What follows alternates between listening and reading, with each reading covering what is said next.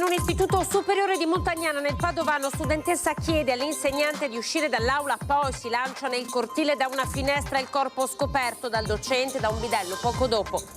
Meno di 5 anni con il patteggiamento, nessun giorno di carcere per la responsabile della strage di Santo Stefano di Cadore. La rabbia e le lacrime del nonno del piccolo Mattia. La vita vale così poco? È disperso dalle prime ore di oggi nelle acque del Piave in piena. Gianfranco Zamuner, 78 anni, di Musile, stava sganciando assieme ai cugini il ponte di barche di Fossalta quando è caduto il fiume. Il maltempo di ieri ha colpito il Vicentino, l'Alto Trevigiano, le Prealpi Bellunese, a 7 ville una frana ha rotto i tubi dell'acquedotto. Si chiama Securel, la nuova app della regione per lo studio delle precipitazioni ad elevata intensità. Obiettivo: capire con quale probabilità si manifesteranno e interpretare le misure del cambiamento. Tra 2 giorni funerale di Sammy Basso al campo sportivo di Tezze. La cerimonia delle 15:30 sarà preceduta dalle testimonianze. Antenna 3 in diretta dalle 13:30. 61 anni dal Vaionta, Longarone. Le toccanti commemorazioni, le voci dei sopravvissuti. Stasera alle 21 su Antenna 3 il documentario L'eco del fango. Ben ritrovati, buonasera. Questo è il telegiornale del Veneto che apre con una notizia di cronaca che ci porta a Padova, nel Padovano. Siamo nel comune di Montagnana. Dramma questa mattina in una scuola di Montagnana. Una sedicenne ha chiesto di andare in bagno e poi si è gettata dalla finestra. È deceduta sul posto, sono arrivate anche le forze dell'ordine. Il corpo trovato da un bidello e da un docente.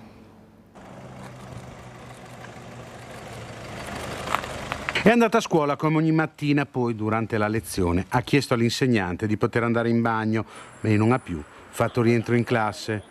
Un'alunna dell'Istituto Superiore Re Jacopo da Montagnana è morta precipitando da una finestra della scuola. La tragedia in via Lupia Alberi a Montagnana. La studentessa aveva appena 16 anni, frequentava la classe terza. All'origine del dramma la volontà della minore di togliersi la vita, sopraffatta da un periodo di grande fragilità. Sotto shock tutti gli alunni della scuola e i professori che hanno scoperto il corpo senza vita della sedicenne che si è gettata dal primo piano cadendo nel cortile retrostante l'istituto. Sul posto sono arrivati i carabinieri per i rilievi.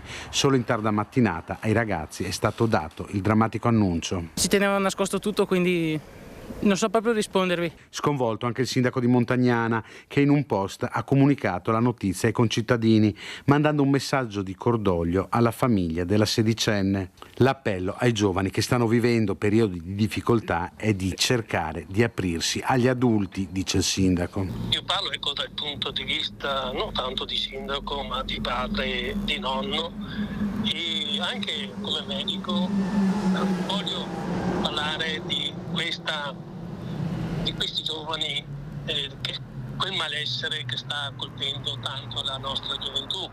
È un malessere anche prima del Covid. Difatti, parlando ancora quando facevo l'età di medico, si parlava con i psicologi, con i psichiatri di questo malessere giovanile, e con quei 2 anni di Covid, quei anni di chiusura, quegli anni di allontanamento tra i ragazzi, ecco, ha acuito ulteriormente questo malessere. Ricordiamo che in casi di estrema fragilità esistono molti supporti psicologici contattabili anche telefonicamente, come il telefono amico o la Deleo Fund Onlus. È disperso dalle prime ore di oggi nelle acque del Piave in piena. Gianfranco Zamuner, 78 anni, di Musile, stava sganciando assieme ai cugini il ponte di barche di Fossalta.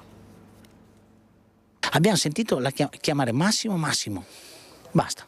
Il nome del cugino, urlato a squarciagola prima di essere inghiottito dalle acque del Piave in piena, è disperso da stamattina, poco dopo le 4:30. Gianfranco Zamuner, 78 anni, di Musile, assieme a 4 cugini stava sganciando il ponte di barche di Fossalta per accostarlo alla riva, operazione resasi necessaria per agevolare il deflusso della piena dopo le forti piogge delle ultime ore.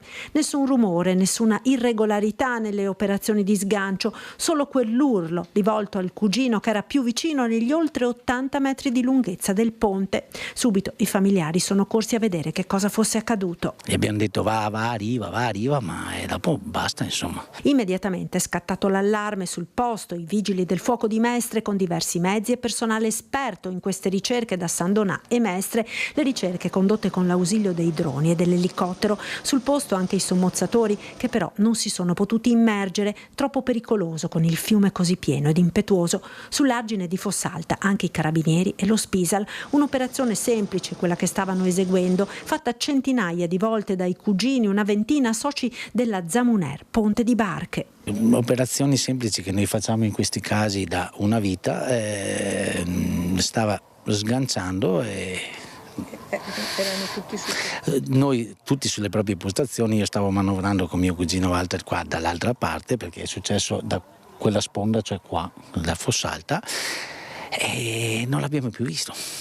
Abbiamo sentito un attimo chiamare dall'acqua, ha chiamato l'altro mio cugino, che siamo 4, tutti i primi cugini, perché i nostri papà erano i soci fondatori, e Massimo, abbiamo corso e basta, non abbiamo proprio visto la caduta. Anni e anni che facciamo sempre lo stesso movimento, lui fa quello, noi facciamo altro, ma sempre la stessa cosa. E questo che non si spiega come ha fatto cadere. Cosa sia successo? Siamo al maltempo di ieri, duramente colpita la zona dell'Alto Trevigiano, delle Prealpi Bellunesi a Setteville. Una frana ha rotto i tubi dell'acquedotto e distrutto una strada, 2 famiglie isolate. Abbiamo 2 famiglie da evacuare, sono isolati al momento. I collegamenti telefonici e le vie radio siamo riusciti a fare in modo di metterli in sicurezza ieri sera. 2 famiglie che abitano all'estremità della valle del Schievenin, ora completamente inaccessibile a causa dei danni provocati dalla forte ondata di maltempo che ha colpito la zona. Con la protezione civile il comune in queste ore sta predisponendo l'apertura di un sentiero alternativo da percorrere a piedi per portare in salvo le persone che saranno ospitate, alcuni da dei parenti, altri in un albergo locale, fino al completo ripristino della sicurezza e della viabilità dell'area. Una perturbazione che ha fatto cadere oltre 250 mm di pioggia in poche ore. L'irruenza delle acque che non ha avuto precedenti, è stata divelta la strada e quindi anche le tubature, in particolare dell'acqua, quella principale che fornisce appunto anche la pedemontana trevigiana, e con ATS ieri notte sono riusciti a bypassare un po' la questione, ma sono in corso degli urgenti lavori per la messa in sicurezza. Si tratta della strada principale di accesso al borgo di Schievenin, franata in più di 10 punti. In corso in queste ore le ricognizioni e il censimento di tutti gli smottamenti avvenuti anche lungo l'asse del Tegorzo, affluente del Piave. Entrate in funzione per ridurre al minimo i disagi dovuti alla chiusura dell'acquedotto diverse autobotti sostitutive. Abbiamo consigliato ai cittadini di far bollire l'acqua d'intesa con l'ULSS, perché al momento non ci sono analisi negative, però la torbidità e quant'altro ne sconsiglia l'uso ai fini alimentari. Danni ingenti al momento ancora difficili da calcolare. Ci saranno dei disagi perché adesso bisogna fare un monitoraggio generale. Sono stati individuati alcuni dei punti dove si è rotta la tubatura. Dal nostro comune esce una quantità di acqua potabile importantissima. Io spesso dico che bisogna salvaguardare questo territorio, perché poi quando succede qualcosa non è solo noi che lo subiamo, ma lo subisce mezza provincia. Operazioni ancora in corso, dunque tutti gli aggiornamenti per i cittadini nei canali ufficiali del comune. Noi abbiamo una app che si chiama App Municipium, in cui basta scaricare poi il comune di Setteville e lì mettiamo tutte le comunicazioni ufficiali. E poi c'è l'app della Regione che permetterà di difendersi dalle piogge intense, è stata presentata questa mattina a Palazzo Balbi. Capire con quale probabilità si manifesteranno le precipitazioni per intraprendere misure necessarie di adattamento e progettare opere idrauliche in difesa del territorio. A questo servirà Secure, la nuova app presentata stamane a Palazzo Balbi. Compito di dare degli strumenti soprattutto ai progettisti di opere idrauliche, perché l'incremento della temperatura che abbiamo registrato di 1,5 gradi negli ultimi 30 anni comporta, come è stato anche spiegato questa mattina dal professor Marani, un incremento della frequenza di fenomeni meteo estremi. Questo è sotto gli occhi di tutti.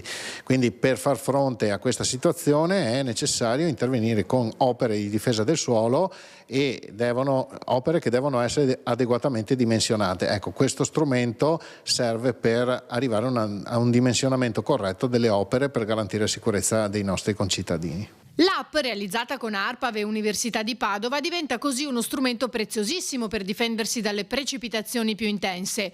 Tra i tantissimi dati appare ad esempio che le massime precipitazioni di 6 ore si sono verificate nel 2018, mentre l'anno peggiore risulta 2014, seguito dal 2024, dal 1965 e dal 1960. Per esempio ieri abbiamo avuto alcuni eventi, questa notte abbiamo avuto alcuni eventi importanti nella provincia di Belluno ma anche nella provincia di Vicenza.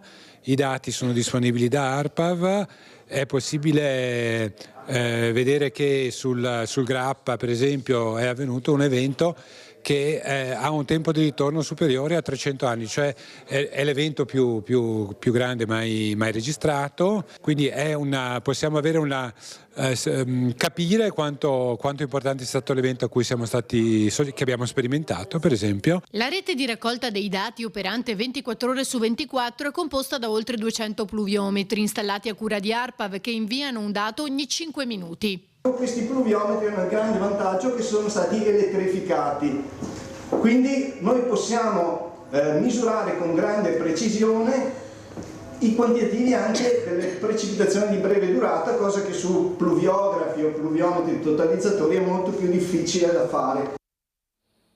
Sammy Basso, venerdì il funerale, è stata fissa all'epigrafe, non sono sfuggite alcune parole che racchiudono tutto l'amore delle persone vicine al giovane scienziato di Tezze sul Brenta. La scomparsa di Sammy Basso ha davvero sconvolto tutte le persone che hanno avuto la gioia e la fortuna di conoscerlo, perché lui, giovane scienziato, ricercatore stimato in tutto il mondo, ha fatto davvero la differenza. Laureato in biologia molecolare, scrittore attivista, profondamente autoironico, con un senso della condivisione e dell'amicizia. Un'esplosione di emozioni che si è avvertita sin da subito, avvicinando quelli che sono diventati i suoi fratelli e le sue sorelle, la sua famiglia allargata. E questo grazie a lui e, bisogna dirlo, grazie anche ai genitori, a mamma Laura Lucchini e papà Amerigo Basso, che l'hanno sempre affiancato e sostenuto, regalandogli soprattutto la libertà del rispetto per sé e per il prossimo, in nome dell'unicità di ogni individuo, insegnandogli che nulla deve essere lasciato al caso, ma tutto ha un senso e un ordine precisi. Ecco allora quelle parole scritte sull'epigrafe che annuncia la data del funerale di venerdì alle 15:30. Le anime dei giusti sono tra le braccia di Dio. Quel passo per niente a caso tratto dal libro della Sapienza dell'Antico Testamento, perché Sammy era giovane uomo che alla Sapienza aveva dedicato l'esistenza. E poi la frase sconvolgente che potrebbe scivolare a una lettura veloce, pesando invece come un macigno nel momento in cui l'occhio si ferma solo per quell'attimo in più, quell'attimo che va a colpire il cuore. Una manciata appena di parole lapidarie che racchiudono tutta la bellezza del rapporto profondo, sincero, vero, potente di chi ha amato Sammy. Quella frase che quasi non ti accorgi di quanto sia bella e straziante. Ne danno tristi il lieto annuncio. Ecco, qui c'è la grandezza di Sammy, qui c'è la grandezza della sua famiglia. Ne danno tristi il lieto annuncio, perché c'è il dolore infinito di chi l'ha perso, quel dolore che non bastano neanche le lacrime a raccontarlo, ma c'è la consapevolezza che lui era ed è gioia. Lui ci sarà sempre, con i suoi studi, con le sue ricerche sulla progeria che l'hanno portato a raggiungere traguardi impensabili, con il suo sorriso, con le sue battute, con la sua anima giusta che sarà sempre tra chi gli ha voluto bene davvero, con la sua luce che non si spegnerà mai. Venerdì a partire dalle 13:30, subito dopo la prima edizione, Antena 3 racconterà l'addio a Sammy Basso con una lunga diretta dall'arrivo delle tantissime persone previste al campo sportivo di Tezze sul Brenta, le testimonianze, la cerimonia presieduta dal vescovo di Vicenza. L'appuntamento dunque è venerdì a partire dalle 13:30 per l'ultimo saluto al piccolo grande uomo.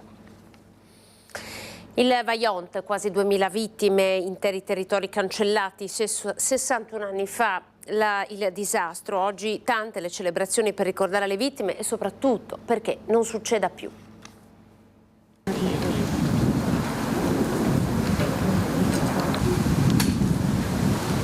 Il 9 ottobre di 61 anni fa era, come oggi, un mercoledì, una giornata mite, soleggiata, quasi di fine estate. La vita dei cittadini della valle scorreva serena, come sempre. L'onda assassina ha cambiato la storia dei nostri paesi, distruggendoli.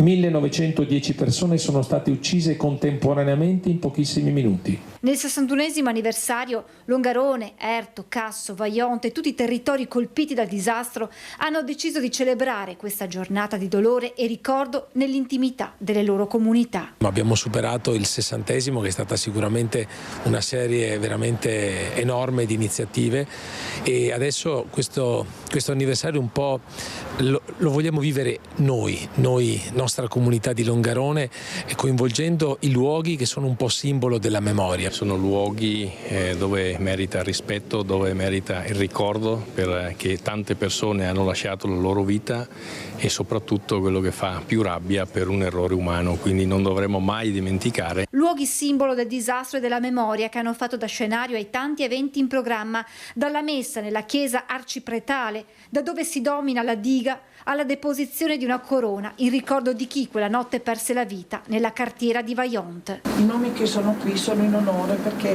erano di turno di notte alla cartiera, ma tra Vajont, che è detto il condominio che vedete qua, e una contrada detta dei Barbarei a Podissago, sono morti in questa zona 111 persone. Tra i sopravvissuti del piccolo comune di Vajont anche l'attuale sindaco Virgilio Barzan. Avevo 13 anni nel 63. Oggi a Vajont sono uno dei 170 superstiti diretti del disastro residenti nel mio piccolo comune, dove il dolore profondo e la resilienza delle nostre genti di Erto e Casso hanno dovuto imparare di nuovo a vivere. La solidarietà nei giorni successivi al disastro, la ricostruzione, fino ad oggi con la decisione di conservare il fondo processuale del Vajont presso l'Archivio di Stato di Longarone. Una storia lunga più di 60 anni che non vuole essere dimenticata, ma piuttosto tramandata alle generazioni future perché non si ripeta un altro Vajont. Ai nostri giovani, affinché anche loro possano sentirsi parte attiva nella storia che ha reso i nostri paesi ricchi della bontà umana sotto l'egida della solidarietà sparsa nel mondo. E sempre con il cuore, la memoria del Vajont deve essere ricordata e conosciuta e condivisa. Grazie. Dalla cerimonia presenti molti familiari delle vittime, ma anche tanti sopravvissuti che con le lacrime agli occhi hanno raccontato la loro storia. Chi ha perso? Aveva 16 anni, mio cugino, e mio papà ne aveva 57. Cosa ricorda di quella notte? Io ero a Milano, sono tornato su il giorno dopo, e quindi quando siamo arrivati a Ponte nelle Alpi ci hanno fermato. Certo che non è che si capisse molto, perché sorella gemella, 3 mesi che era sposata. E quanti anni aveva sua sorella? 22, 21. Cosa ricorda di quella notte? Beh, a casa mia non l'ho persa perché io abitavo su a Roggia, però è sparito tutta Longarone, tutti i miei amici, tutti. Sì, anche se Longarone è nuova, non è la Longarone di prima. Ero in Svizzera a lavorare, avevo 21 anni e ho saputo in Svizzera, ero a Berna e sono ritornato, credevo di essere rimasto solo, invece il padre Ferro mi ha detto a Ponte nelle Alpi, quando sono arrivato qua, mi ha detto i tuoi sono salvi. Cosa ha trovato quando è ritornato qui? Quando quella mattina ho guardato fuori per la prima volta fuori dalla finestra, ho visto un deserto. Ne ho 9 qui, però sono nato chiaramente in un'epoca diversa, ne ho 9, sì. Eppure... La più piccola aveva 3 mesi. Cosa le hanno raccontato di quella notte? Beh, era sempre il ricordo vivo dei nonni che ci ha raccontato, più che la notte ci ha raccontato il giorno dopo, e quello dei superstiti di mio zio che perse moglie e 3 figli. Il fatto che lui era emigrante, era sempre fuori, e partì qualche giorno prima e tornò qualche giorno dopo, non si diede mai pace. Siamo usciti tutti quanti e abbiamo visto un rumore, un fragore e non riuscivamo a raccapezzarci, e poi piano piano ci siamo accorti che sul Piave veniva giù di tutto, però al mattino, all'alba, ci siamo veramente resi conto di cosa era successo. Non a caso, appena al di là del ponte che era stato distrutto di Soverzene, abbiamo trovato la prima vittima, una ragazza ai bordi del Piave. Abbiamo detto, ma questa è di Longarone. Io sono stato 3 giorni a girare tutta la provincia, a guardare tutti i cadaveri per vedere se per caso riuscivo a trovare la salma. Introvabile. Non l'ha più trovata? Non l'ho più trovata, solo nei ricordi. Siamo alla strage di Santo Stefano di Cadore, meno di 5 anni con il patteggiamento e nessun giorno di carcere per Angelica Utter. Ci sono la rabbia e le lacrime del nonno del piccolo Mattia, lo ascoltiamo.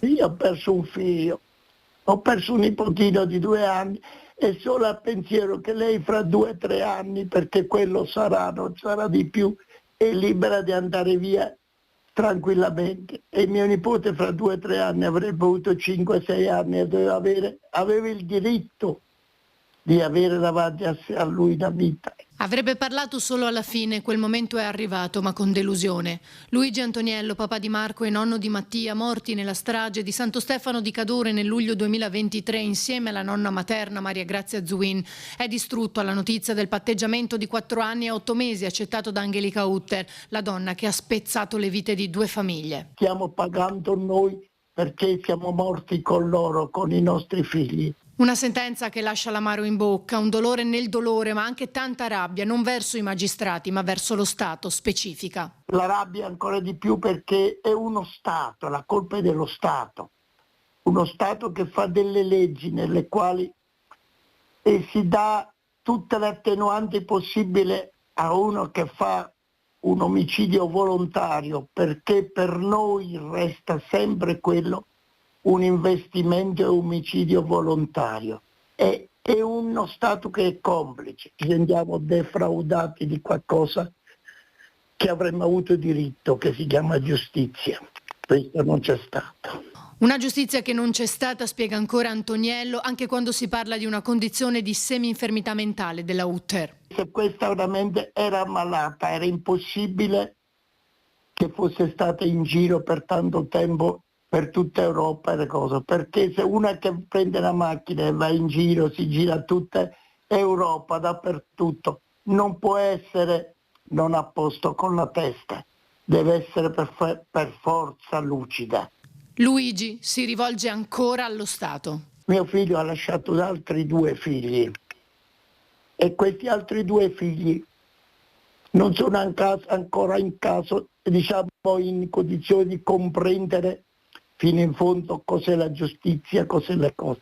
Come farò io un domani e dovrei essere io a dire ai miei nipoti questa è la giustizia che questo Stato vi ha dato? Come posso dire ai miei nipoti dove avete fiducia? E loro potranno rispondermi, io sto ancora più male. Fiducia in che cosa? Se chi doveva darci giustizia non ce l'ha data. È tutto per il telegiornale del Veneto, grazie per essere stati in nostra compagnia. Buona serata.